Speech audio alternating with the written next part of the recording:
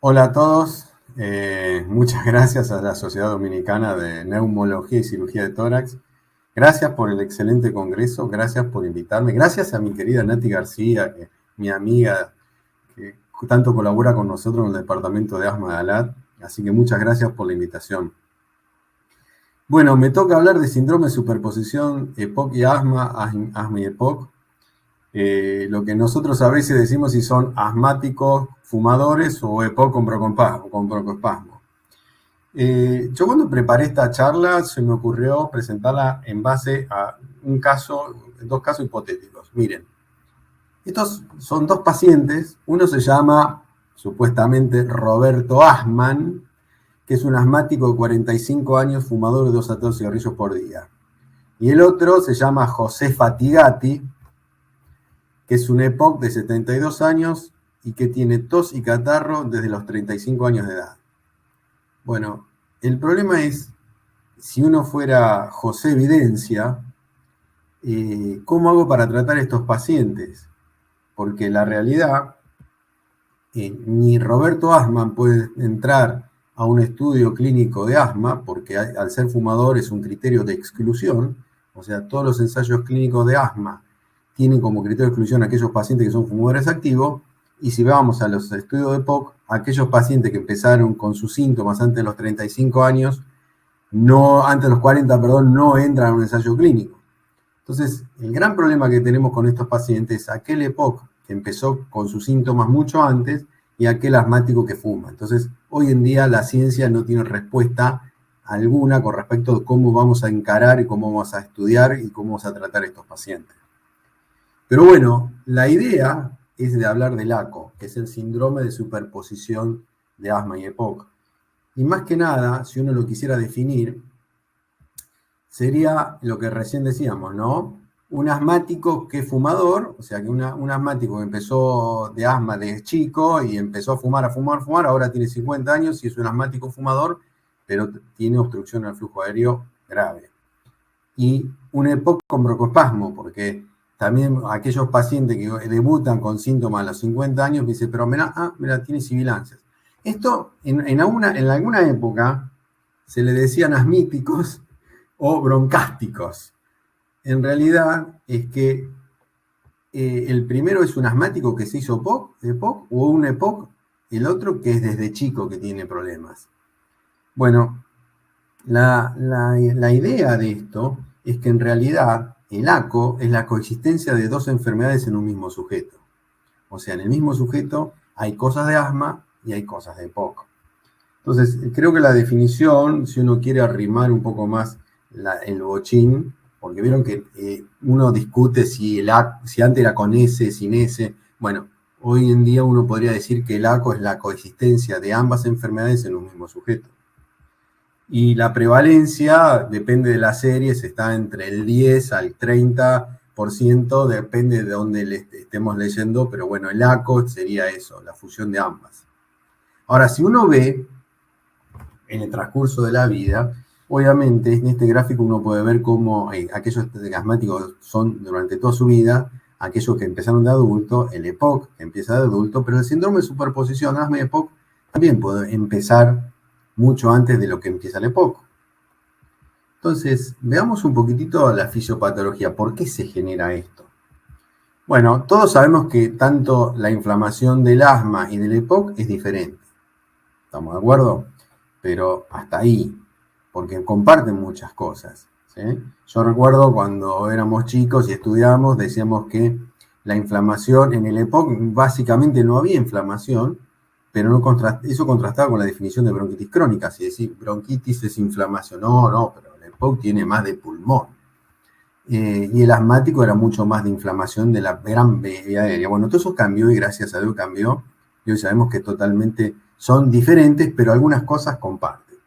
Entonces, si yo me pongo a estudiar un poquitito más en profundidad y empiezo a estudiar con el esputo inducido, bueno, el esputo inducido es muy buena herramienta, pero está muy poco disponible en muchos centros.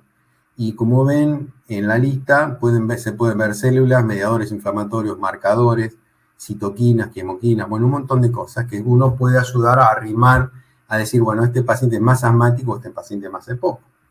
pero lamento comunicarle que, por ejemplo, si uno ve eosinófilos en esputo, ambos en esta corte, que lo ven hacia el lado izquierdo, van a ver que tanto los EPOC como los asmáticos tienen aumento de eosinófilos en esputo, ¿sí? Y ambos también, cuanto más eosinófilos tienen, mayor caída o descenso del BEF1 puede llegar a tener.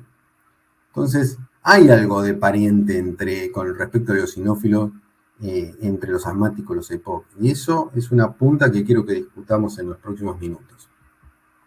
Si uno ve un estudio, por ejemplo, de esputo inducido, por ejemplo, en aquellos pacientes que son EPOC sin asma y EPOC con asma, o sea, si yo voy hacia los EPOC, van a ver en este estudio publicado en el 2012 que efectivamente los EPOC sin asma no tenían eosinofilia, mientras que los EPOC con antecedente de asma tenían eosinofilia significativamente inducida en el esputo inducido. ¿Sí? O sea, el ACO debería tener más eosinófilos en el esputo inducido. Ahora, vayamos a los muchachos que están de moda ahora, que hace ya unos años, antes nadie le daba bolilla y ahora estamos todos como locos, que son los eosinófilos en sangre. Los eosinófilos en sangre realmente tienen muy buena correlación con el eosinófilo en esputo, se vinculan a las exacerbaciones y también son biomarcadores de respuesta al tratamiento, como lo utilizamos en asma grave. Pero, ¿qué pasa cuando uno lo ve tanto en asma y en EPOC? Como ven, el eosinófilo tiene muy buena sensibilidad y especificidad con respecto a otros biomarcadores que se utilizan en asma, ¿sí?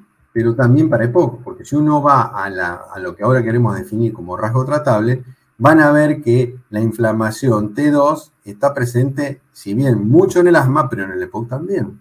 Entonces, hay un nexo entre ambas enfermedades. Entonces, vayamos un poquito a los síntomas clínicos que uno puede sospechar de un paciente con EPOC. Bueno, generalmente lo que se dice que se empieza antes de los 40 años, ahora vamos a ver que entre los 35 y 40 años, que los síntomas respiratorios son persistentes, la función pulmonar se caracteriza por limitación al flujo aéreo no totalmente reversible, la función pulmonar, entre los síntomas hay una limitación persistente del flujo aéreo, puede haber antecedentes de asma, de alergia, familiar o no.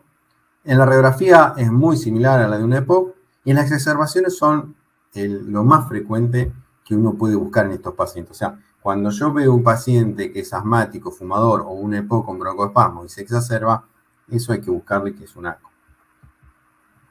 Nosotros, yo soy miembro del comité ejecutivo de la guía GEMA, y nosotros este año en la GEMA 5.1 fuimos bastante claros en especificar esto, que el síndrome de solapamiento entre asma y EPOC fundamentalmente requiere una confirmación diagnóstica y el algoritmo empieza muy fácil. Si el paciente de más de 35 años tiene antecedentes de tabaquismo, tiene un índice de tifenol menos 70, ¿sí? Y tiene un diagnóstico documentado de asma, ¿sí? Si pongo que sí, me voy al ACO. Si pongo que no, voy a la respuesta broncoletadora. Si tiene una respuesta broncoletadora positiva y eosinofilia, ese seguramente también es un ACO.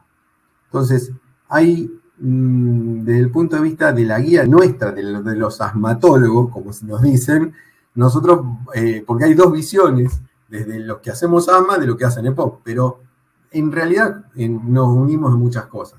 Pero desde el punto de vista del asma, nosotros aconsejamos que aquel paciente que tiene más de 35 años, que fuma, que tiene una obstrucción en la vía aérea y que tiene antecedente documentado de asma, bueno, ese tranquilamente puede ser un EPOC. Ahora, si no tiene antecedente documentado de asma, pero broncodilata y tiene eosinofilia, ese es un ACO. Bien. Vamos al diagnóstico. Hay cosas que tenemos que saber cuando hablamos de rasgo tratable y diagnóstico, es que tanto el asma como el EPOC, cuando se comparten ambas, tienen todas estas características que vamos a ver que comparten. La baja de la función pulmonar, la disnea episódica, los síntomas nocturnos, ¿sí? La hiperreactividad bronquial, eosinofilia, el reflujo gastroesofágico, la limitación reversible, la hiperinsuflación, ¿sí? Y las infecciones, la disnea, bueno, todas estas cosas hacen que sean, en el ACO, que sean patrones bastante frecuentes de ver. Ahora, cuando nosotros lo definimos en GEMA, pusimos dentro de la definición y el diagnóstico que los pacientes con ACO son aquellos pacientes con asma fumadores que desarrollan obstrucción crónica del flujo aéreo, y pacientes con EPOC y eosinofilia. Entonces, ¿cómo se confirma? Bueno, confirmar que el paciente cumple los criterios de EPOC, más de 35 años de edad, fumadores de más de 10 paquier, tiene un tifenó por debajo del 70 por broncolatador, y si además el paciente cumple el criterio de asma, se confirma el ACO. Acá yo quiero un punto recalcar en esto. El otro día tuve un debate con Marc Miravillex de cómo era el ACO, y realmente una de las cosas que nos planteábamos los dos es que muchos neumólogos que hacemos asma, aquellos pacientes que son asmáticos de toda su vida, que nunca fumaron, pero que no broncodilatan, a eso le ponemos el título de GACO o de POC. Y eso está mal, porque los corticoides inhalados de por sí reducen, o sea, mejoran los pacientes y hacen que los pacientes no broncodilaten, no tengan respuesta broncodilatadora en una espirometría. O sea, un paciente que está un año tratado con un corticoide inhalado, si uno pretende hacer que broncodilate en una espirometría, es bastante raro, bastante frecuente encontrar. Entonces, hay un mal concepto de que los neumólogos, aquellos que hacemos asma, decimos, bueno, no, este paciente no broncodilata en la espirometría, a pesar de que no es asmático, a pesar de que no es fumador, bueno, este es un EPOC. No, está mal. ¿Sí? Vamos al pronóstico, que es lo que me interesa a mí. Bueno, este es el famoso estudio Eclipse, y más que nada lo que yo quiero contarle es esto, que los ACO tienen más síntomas, se demostró en el estudio Eclipse, y más exacerbaciones respecto a los EPOC comunes, a los EPOC que uno habitualmente ve. De ahí que la guía GES-EPOC, Marc Miravilla a la cabeza, uno de los planteos que se hacen a partir de este año es identificar un grupo de EPOC con eosinofilia, que ahora lo vamos a charlar. Perdón. Y si vamos un poquitito más fino, el COPD-GYN, van a ver que los pacientes con ACO tienen también más exacerbaciones y las exacerbaciones fueron más graves. Entonces, es importante identificar y saber que aquellos pacientes que uno atiende con ACO le va a ir peor, porque van a tener mucho más exacerbaciones, más síntomas, más reduciaciones, y las reduciaciones van a ser más severas. Hablemos un poco del tratamiento. Bueno, acá tenemos un problema grave, porque, como les dije hoy, ningún paciente asmático que fuma entra a un estudio de ensayo clínico, y ningún EPOC que empieza sus síntomas antes de los 40 años entra a un ensayo clínico. Entonces ahí tenemos que hablar de la vida real. Pero, ¿qué decimos nosotros, por ejemplo, con respecto a los corticoides inhalados? Bueno, en este estudio, publicado también en el 2012, van a ver que los pacientes con ACO tienen una mejor respuesta cuando se le instala un corticoide inhalado, ¿sí? Y si ven recientemente el estudio IMPACT, también van a ver que la rama que recibió corticoide inhalado le va mucho mejor que a la rama que usó solamente un metilquidina. O sea, en el IMPACT lo que se hizo fue a un grupo se le agregó un LAMA y a otro grupo se le duplicó la dosis de corticoide inhalado. Entonces, como ven, cuando se usa la triple terapia, el efecto del corticoide inhalado es ese, reducir las exacerbaciones en los asmáticos. Entonces, si ven esta comparativa también con respecto a los EPOC, van a ver que los corticoides inhalados en EPOC, van a ver cómo mejora también, va la curva hacia la mejoría del BEF1 cuando se instalan en aquellos pacientes que tienen ACO. Ahora, ¿qué decimos nosotros en la guía GEMA? Bueno, el tratamiento fundamental es, hay que evaluar si se confirma el tratamiento de asma. Si el paciente tiene antecedente de asma, lo ideal es no darle una monoterapia con beta 2, ¿sí? No le den, porque le va a ir mal. Ahora sí, si tiene ese antecedente asmal, como dice ahí resaltado, la evaluación es la combinación de un glucocorticoide inhalado más un LABA, ¿sí? Ahora, si están seguros que el paciente es EPOC y no tiene antecedente de asma, o sea, es más EPOC que asmático, bueno, se podría evitar la monoterapia con corticoide inhalado, pero la realidad es que como comparten tantas, la idea es comenzar el tratamiento es con una dosis baja de corticoide inhalado asociados a un LABA. Si las exacerbaciones o síntomas relevantes sigue ocurriendo, bueno, se puede considerar agregarle triple terapia, evaluar siempre las comorbilidades, porque estos pacientes están llenos de comorbilidades, No hay tantas cosas con respecto al tratamiento biológico en estos pacientes, pero sí ya empezaron a haber ensayos clínicos en pacientes con EPOC, por ejemplo, con eosinofilia y en EPOC, ¿sí? Obviamente la cesación tabáquica, la rehabilitación, la oxigenoterapia, los que tenemos que tener en cuenta siempre en estos pacientes, pero fundamentalmente establecer revisiones periódicas. El paciente hay que citarlo, citarlo, citarlo y citarlo. Esto es lo que yo les contaba de GCPOC. GCPOC este año, básicamente lo que ellos hacen es establecer de acuerdo al riesgo, ¿sí? Y como ven, si el paciente tiene riesgo alto, lo dividen en no agudizador y agudizador. Y los agudizadores lo dividen en eosinofílicos y no eosinofílicos. O sea, para ellos hay un pool de pacientes con EPOC que son eosinofílicos, que no son asmáticos, que son eosinofílicos, que broncodilatan y tienen características de inflamación eosinofílica, ¿sí? Y a esos pacientes ellos recomiendan utilizar un corticoide inhalado más un LABA, mientras que siendo no agudizador, el paciente le pueden dar un LAMA-LABA. Así que, bueno, esto es lo que plantea más que nada la guía española GCPOC. Conclusión. Yo creo que la conclusión está en estas dos fotos, en Roberto Asma y Juan José Fatigati.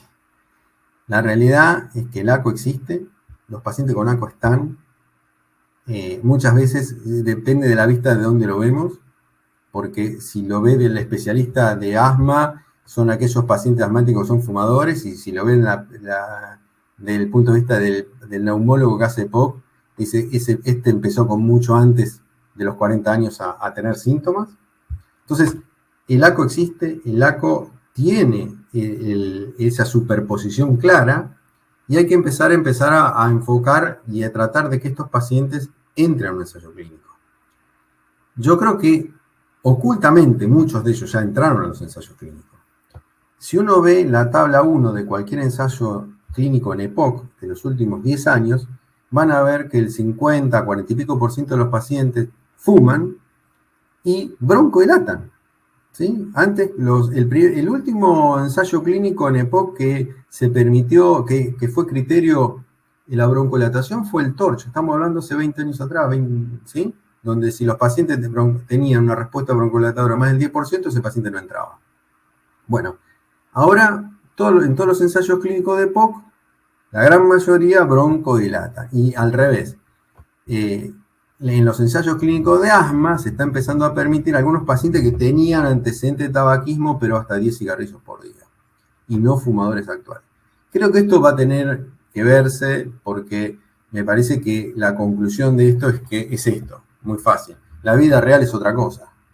La vida real no son los... O sea, si yo hace años que hago investigación clínica, y soy muy crítico de esto, pero me parece que la vida real es otra cosa. Me parece que la vida real, estos pacientes están, los vemos, tratamos a los pacientes de acuerdo a las guías, a las cosas que podemos leer, pero todavía nos debemos una buena calidad de información con respecto a estos pacientes. Yo quiero agradecerles muy mucho, y simplemente mi última diapositiva es para invitarlos ahora del 8 al 11 de diciembre al Congreso ALAT, que va a ser virtual y donde, bueno, muchos de ustedes van a estar presentes. Así que, bueno, les mando un gran abrazo desde Argentina, los quiero mucho, lamento mucho no haber estado allá, así que un gran abrazo y muchísimas gracias.